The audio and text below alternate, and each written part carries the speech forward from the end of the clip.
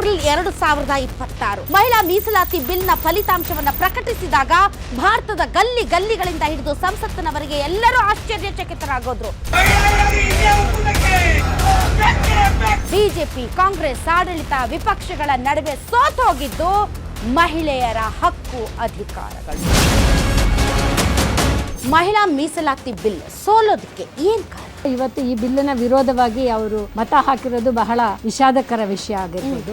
ಉತ್ತರ ಪ್ರದೇಶದ ಮಹಿಳೆಯರು 40 ಜನ ಎಂಪಿಗಳು ಇರ್ತಾರೆ, ಅಲ್ಲಿ ಕರ್ನಾಟಕದಿಂದ 14 ಜನ ಇರ್ತಾರೆ. 33% ನಮಗೆ ರಿಸರ್ವೇಶನ್ ಬರುತ್ತೆ ಅಂತ ಅನ್ಕೊಂಡಿದ್ದು ಅದಕ್ಕೂ ಒಂದು ಇದು ಹಾಕ್ಬಿಟ್ಟಿದ್ದಾರೆ. ಇವಾಗ 3 ಪಕ್ಷಗಳಲ್ಲಿ ಯಾವ ಪಕ್ಷ ಹೆಚ್ಚು ಮಹಿಳೆಯರಿಗೆ ಟಿಕೆಟ್ ಕೊಟ್ಟಿದೆ? ಬೇಸಿಕಲಿ ಅವರು ಮಹಿಳಾ ವಿರೋಧಿಗಳು ಅನ್ನೋದಾದ್ರೆ ಈ ಹಿಂದೆ ಅವರೇ ಮಂಡನೆ ಮಾಡಿದಂತ ಬಿಲ್ಗಳಿವು. ಸುಮ್ಮನೆ ಮಂಡನೆ ಮಾಡಿ ಫೇಲ್ಯೂರ್ ಆಗೋದ್ರಲ್ಲಿ ಏನ್ ಅರ್ಥ ಇದೆ? ಮಾಡ್ಲಿಲ್ಲ ಮೋದಿ. ಯಾಕೆ ಅಂದ್ರೆ ಮೋದಿ ಅವರು ಇವಾಗ ಜನಸಂಖ್ಯೆ ಆಧಾರದ ಮೇಲೆ ಡಿಲಿಮಿಟೇಷನ್ ಮಾಡೋಣ ಅಂತ ಹೇಳಿದ್ರು. ಮೋದಿಜಿಯವರು ಈ ಮೀಸಲಾತಿನ ತರಬಾರ್ದು ಅನ್ನೋ ಉದ್ದೇಶದಿಂದ ಕಾಂಗ್ರೆಸ್ ಅವರು ಅದೇ ಸಿಟಿ ರವಿ ಅವರು ಅದೇ ಆ ಸಭೆಯಲ್ಲಿ ಕುತ್ಕೊಂಡು ಹೆಣ್ಮಕ್ಳ ಬಗ್ಗೆ ಮಾತಾಡಿದಾಗ ಎಲ್ಲೋಗಿದ್ರು ಮೇಡಮ್ ಇವರು. 400 ಪಾರ್ ಅನ್ಕೊಂಡು ಈ ಸಲ ನಿಮಗೆ 400 ಪಾರ್ ಆಗ್ಲಿಲ್ಲ.